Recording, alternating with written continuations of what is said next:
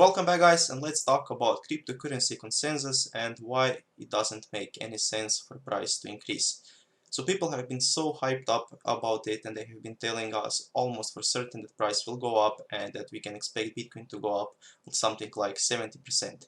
And now I'm going to tell you my side of the story and why I think that it doesn't make any sense and it doesn't affect the price in any way. So first, let's take a look at some statistics from the consensus that happened from 2015 to now and how price reacted to that. So here we have a list of all consensuses that happened from 2015 and how that affected the price. So first, let's take a look at consensus that happened in 2015. So at the day that happened, price was $240, but you can see that 55 days later, price was $500. But then just a little bit after that, price went down almost to the same levels that it was just a few months ago.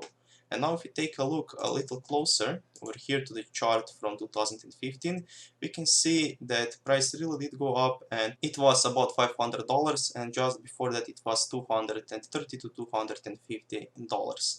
But was that affected by the consensus? And if we go over here, we can see that only 400 people attended it that year, and how could those 400 people affect the price by more than 100%? Because those people were cryptocurrency enthusiasts and they already had the coins. Now, it wasn't like they automatically decided, well, I'm going to sell my house and I'm going to invest it into the Bitcoin. They already had those coins, and I don't really think that they decided all to just buy cryptocurrency with every single dollar that they had.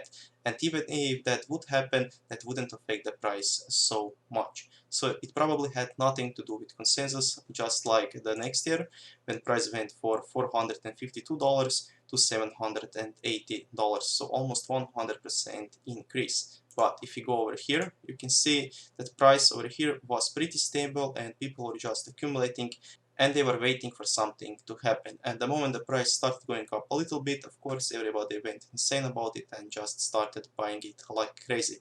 But after that, price dumped back to almost the same levels like it was before.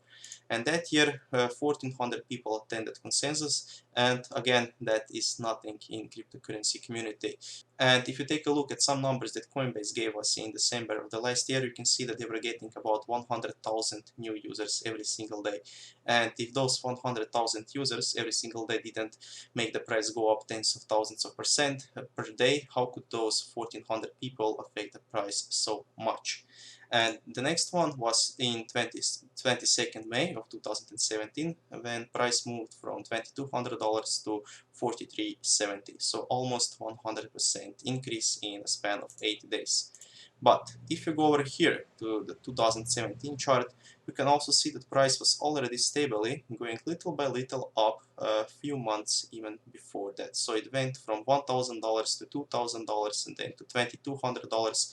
And of course the price exploded after that, and people have seen the price going up 100% in only 2 months, and it just continued to go up until $20,000. And of course it didn't have anything to do with consensus. Just like this year, we have seen price not shooting up insanely just after a few days after the consensus. And this year was the biggest one. It had 4,000 plus members, and hopefully we will see more than 10,000 members next year.